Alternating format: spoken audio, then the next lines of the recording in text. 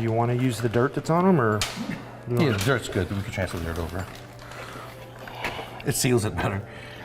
So what size injectors? Welcome to Sam's Garage, presented by NH Oil Undercoating.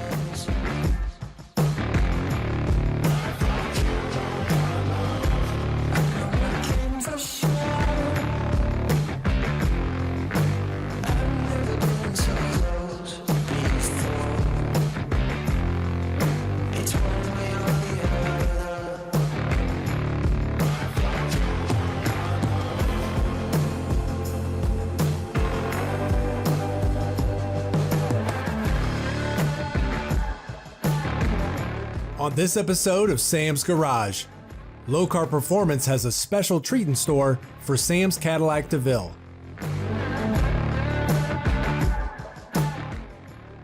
Kevin from Original Interiors helps restore some life back into the Mustang's worn leather seats. Sam and Phil take a trip down memory lane, reviewing all the upgrades done to his Cutlass 442. Then Sam and his brothers team up to work on the Chevy HEMI Brothers Truck Project. Kevin Ford from Lokar Performance makes a special appearance on Sam's Garage to bring Sam a late Christmas gift. Lokar offers a 63 Fuelie intake system, which is designed to give your LS engine the look of the classic Chevys from the 50s, 60s, and 70s. The Lokar Classics manifolds also allow you to still use modern injectors and throttle bodies. Well, the day has come for us to finally change the fuel injection on the Cadillac. If you remember last year when we did the 14-inch Classic on the Camaro, I said how bad I wanted it for Christmas. This is a beautiful classic car. We've got a perfect engine intake for this that makes it look like a 63 Fuelie. We've got some other ones too. All right, we're going to get rid of the old fuel injection. We're going to install the new LS Classic 63 Fuelie fuel injection setup. It's a good idea to take the fuel relay or the fuel pump fuse out, turn over the engine, and let the fuel and the rail go into the cylinder so that when you disconnect everything, you don't have a puddle of fuel. And I like to use caps on the fuel rails themselves so we don't spill fuel.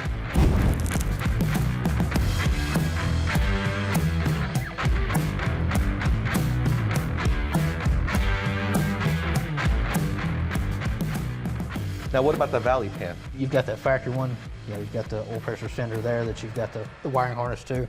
We do have a valley plate that's a breather style valley plate, or an oil fill if you run the small block valve covers, because you don't have any place to fill the oil except through the valley plate. We weren't looking for a completely stock look, so I don't know how many guys would have put this engine in a Cadillac in the first place. So this will be your own deal, but normally we'd have the old stovepipe looking thing here with the chrome and the cap. And the distributor in the back. The distributor in the back.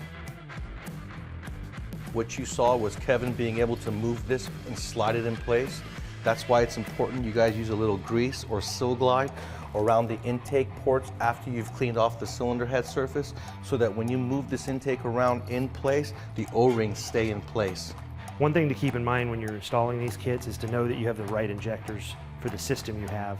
Our system uses the smaller Holley injectors, or LS3 injector. What Sam had was an older style, big bodied injector, and they're taller, so this won't fit under our intake. And this also uses a different plug style. So he's just gonna quickly rewire those, and then we'll throw everything back together and be right back on track. It's also a very good idea to make sure to keep at least one or two customers' cars in the driveway so you can pillage the parts off of them. We won't tell you which one. Yeah, we won't tell you which ones. You have to figure that one out on your own. Absolutely love the new look right there. Yeah, like I was saying before, this is perfect for a 63 Corvette. It looks great in here. I think we changed the emblem out to a Cadillac emblem. Yeah, it would look really good. I love the fuel rails. We made everything work. There's going to be some fittings you may need to make it work with your application. We had a couple of T's we have to put in there. We made everything work. We have to change out our fuel injectors because we went to the shorter LS3 style, and then so we changed out the pigtails as well. We're not worried about it in this setup because we're going to put valve covers on this for you, but the coils don't really clear the throttle body, so you really need to relocate them. Yeah, you can see on that side we have to move one down for now, and then later on we'll relocate. Well, since you're daily driving this thing. It is a daily driver.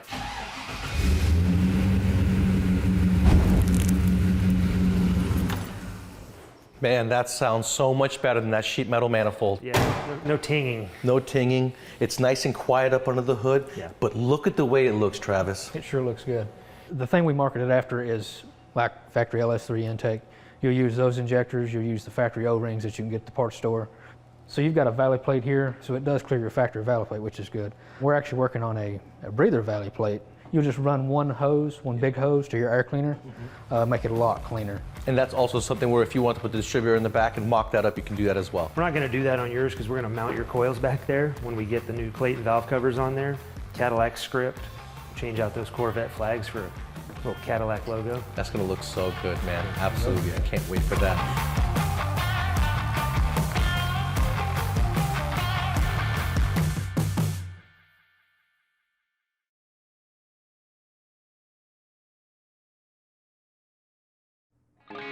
Welcome back to Sam's Garage, presented by NH Oil Undercoating.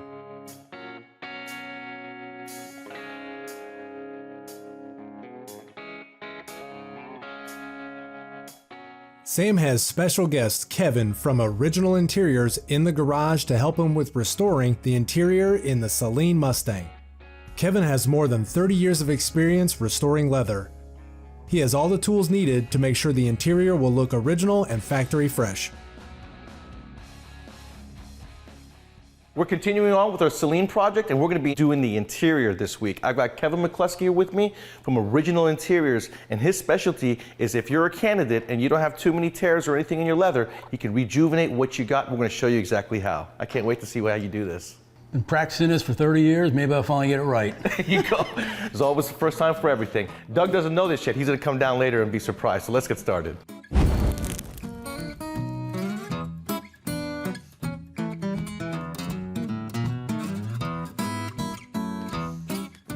Okay, this is a thicker crack filler, a little heavier imperfections. It'll take a deeper cut like the one up here in the front of the seat. I glued it, sanded it, and then put a little green filler in there, just to, like I'm doing here, try to bring the seat up to neutral or level, you know, to where like factory specs on that. Now on the bolster here, I put some of that on here already, and then come back with a lighter one, which we call just crack filler, for lack of a better term, and it takes some of it off, gets it a lot smoother on that. And then this, see, it's a lot lighter. Yeah. Or a water base, so it's, you can mix it with peanut butter and jelly. Very tasty. Prep is what I just put on. This is actually a primer, and it's black. We try to get one as close to the color that we're spraying the top coat as possible, because then it makes it more effective once we come back and dye it. So. And all the stuff you're using seems like they're quick drying. Yes, well this is water base, not the Zap, but everything else I've been using is water base, so it is very quick dry.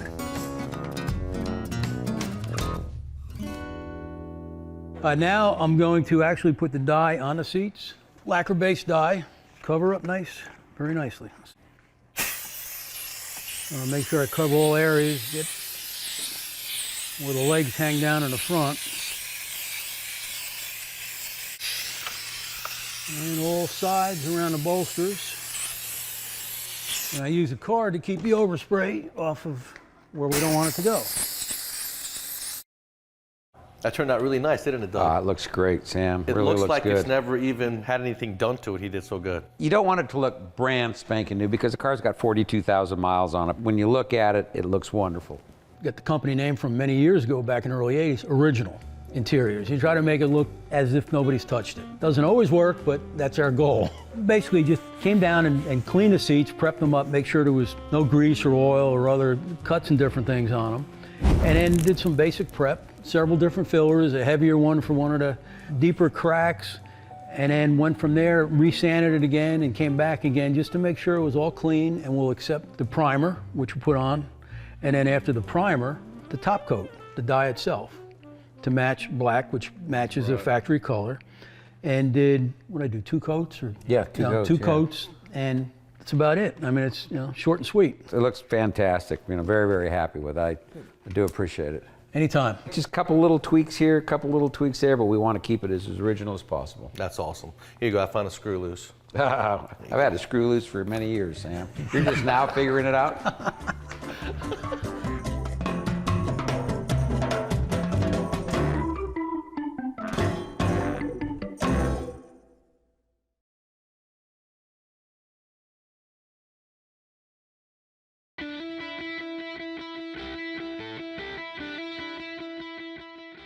You guys want to keep your equipment nice and safe away from rodents, whether it be your car, HVAC, your boat, or your RV, then you want to look into NHOU's Mouse Out. They use real peppermint oil and predatory scents that are undetected by humans in order to keep those rodents away from your equipment. Because you guys, these days, the wires have soy-based shielding around it. So the shield around the wire is soy-based and they want to eat that soy. It's attracted to them. You pour down NHOU Mouse Out anywhere you want to protect and keep rodents out. Not only is it going to keep the rodents out and away from your equipment, but it's also going to prevent rust from whatever you sprayed it on. If you're in Florida and you live next to the ocean, you don't think there's rust going to occur to your vehicles or anything around your house. It can, because it's in the salt air. If you want to get rid of rodents, because they're a real problem, they create nests, they create a mess, they cut up your wires, they cause a lot of havoc on. Welcome back to more Sam's Garage, presented by NHOU.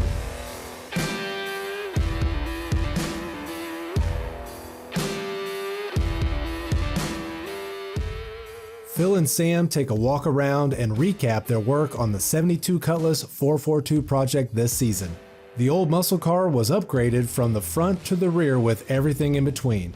Phil's gonna have a hard time keeping this beauty inside the car capsule. You know what, Phil? I think this thing is totally worthy of the gold trim from the 90s. I don't know about that. I mean, it may be coming back, but it's not coming back. You were one of the pioneers back then. I made a good living off it. You did. I can't complain. Now, this thing's gonna ride so much better because of that rear end. You got new upper and lower control arms. You got a rear disc brake conversion. Basically, everything's new. Yep, Driveline Service of Atlanta really hooked it up there for us. Now, and a new Aeromotive fuel tank, fuel injection baffled, ready to go, all plumbed nice, you know, so you don't have to worry about slosh when you're hitting the gas and slamming on the brakes from driving this thing so fast on the streets, you know what I mean? The business end right here, this is nice. Let's start with the front suspension. We did a complete overhaul. You saw all the grease, you saw the linkage, you know what? Your daughter Juliana complained. You better make sure he fixes that steering. She did. So we got a new disc brake up front, all new calipers. Gearbox. Cold Case really knocked it out the park with that cooling system. We got a 3-row full aluminum radiator, fans, shroud. It fits under the factory cover, looks really good. Those ultimate headers, you know, sometimes you have to cut some stuff up and bank some tubes. It's okay, right? We got a PSI fuel injection system. It comes with this controller for the 4L60 transmission that Performance built for us with the Boss Hog torque converter. The combination is good for 900 horsepower. That's going to give Phil some peace of mind, knowing that when he drives into his showcase each time, the car's going to keep running and he'll be able to drive it back out too. And it's always a good idea to fuse your system. You know, you got a fuse coming right off the battery. That way it protects the entire car. It's enough amperage to run the starter under a load, but it's just enough to save the car in case there's a huge short. And then we got ourselves the drive shaft. We were able to shorten it, put it back in. That worked out really nice. But the interior is all new from the carpet to the convertible top. All nice new leather. The door panels. Gillen Interior up in New York, him and his wife Linda, Gil and Linda, they knocked it out the park. They did the Thunderbird for Doug at Hemsaw. They did this. This is absolutely gorgeous. This really tops off the car because the paint's in really nice shape, but once it's all done, you'll be riding out. You'll be riding out straight into the showcase. What do you think? Well, we got some time because it's snowing back home. Yeah, it is snowing. And that's what you're known for, is to protect people's investments, right? Yeah. All kidding aside, you know, even in a shop like this, you put this car in a showcase, no dust, no dirt, you know, life's going on in the shop and you've got a car that's, you know, waiting to be picked up or waiting on another component, it's always protected and you get to see it. That's the biggest thing. It's not covered up. It's not entombed where someone's going to pile stuff on it, or you're going to have moisture wicking up from the bottom, or, you know, cold air blowing in from the back door, creating a condensation problem. So the way you put them in there, I always say, is the way you take them out. Whether it's 6 days, 6 months, 6 years, it's coming out in showroom condition. Absolutely. You know what? I want to say thank you to Tori de Blasi for hooking us up with all the parts, getting everything done for us. It really made the project simple for us the last 5 or 6 days. So we really knocked it out the park. I think now we need to put on the hood, pull up the top, and then drive it in the showcase, see what it looks like. Yeah, let's do that. All right, cool.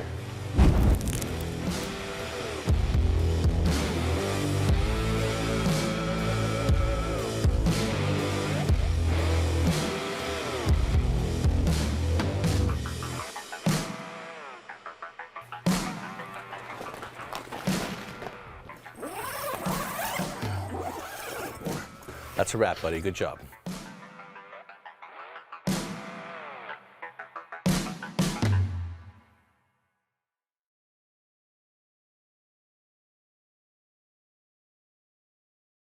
Welcome back to Sam's Garage, presented by Nhou. Sam invited his two older brothers to the garage to help him with the Chevy HEMI project.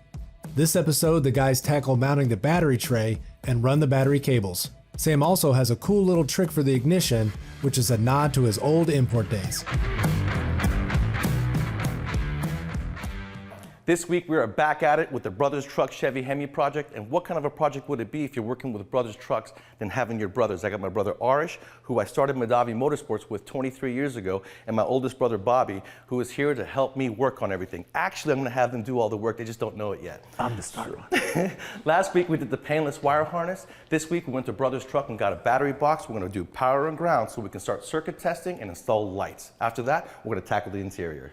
You guys ready to go? Yep. Arish zip tied the ground cable to this cross member. I hooked up the ground cable to this stud, which is on the cross member, which is hooked up to the chassis and the body, so that's a good ground. You guys want to make sure to do your good ground because your voltage is only as good as your ground. So make sure you take a good proper step in here. And you know, you got some metal, it's okay because it's your ground. Just make sure that when you're doing your power, no metal anywhere, secure it so that you don't have any issues down the road. So we put the ground strap from the engine to the chassis, and we made sure that we grinded the paint off the mount on both sides where the ground is going to be strapped and bolted down to. So you want to make sure you have a good ground from chassis to engine. So I was making fun of my brother about his cable management style, so I ended up having to do this. It's underneath the truck, so you're not really worried about aesthetics here, so you're worried about more about running the wire properly and then protection. We ran the cables over here. We're using these hangers to get the cables through, and you can see they're rubberized over here to protect the cable, but wherever you see the mount points is where this wire would be rubbing against the chassis. So what we've done is we've put enough of these around and we run the wire through in a way where it looks good for underneath the car. You don't really have to worry about aesthetics. Like I said, you're not gonna really see this, but it's protected wherever it might rub against the chassis. So my brother and I come from the import world. S2000s and engine push button starts. So I went on eBay and I got myself an engine start for this truck. If you guys come across this, is a very simple way to test your circuit and see you're installing it correctly. Usually power and ground are going to always be power and ground. So I'm going to take this battery, I'm going to turn it on, okay? Or I'm just going to clamp the negative to negative and positive to positive. Nothing happens, a light comes on. So we know we got power, so we got the polarity correct. These are the two wires that are going to complete the circuit for the starter signal, all right? Now I can go over here with my continuity tester and my voltmeter, hit the button, and there you go. To make the starter work, I'm going to have to take one side to the power, the other side's right here, put my voltmeter on voltage, hook up my ground to right there, just kind of hold that there, all right? Do this, and I got 12 volts. And the light comes on. So that's going to activate the starter solenoid, cranking the engine over. And this is cool, you know, something different. And but if you guys get something on eBay, which is fine, eBay's got a lot of cool parts, then you can test it out this way with a simple battery and some circuits. Now we're going to install it. There's nothing like having your brothers come in and do all the work for you on the Brothers Truck project. This was really nice, having these guys do all the hard work. You guys did really well. And that battery box worked out well, didn't it? It did. And remember, you saw me put 4 bolts in each corner of it so that we could level out the battery. It doesn't seesaw, it keeps it nice and flat, and remember to secure it. Now next week what we're going to do, we have power and ground. We're going to continue on with the circuitry by installing the headlights and the tail lights, making sure we got power there. You guys are going to be doing most of that work as well. Looking forward to it. I'm on strike, of course. Be sure to check out Sam's Garage on these other media platforms. Send us questions and feedback to info@samsgaragetv.com. Thanks for tuning in to this week's episode of Sam's Garage. Sam's Cadillac DeVille received a new Fuelie intake manifold from Lokar Performance. The seats in Doug's Celine Mustang were restored by Original Interiors. Phil's Cutlass 442 is almost ready to be shipped back to Phil's hometown. And Sam put his brothers to work by installing a new battery and push-button ignition in the brothers' truck.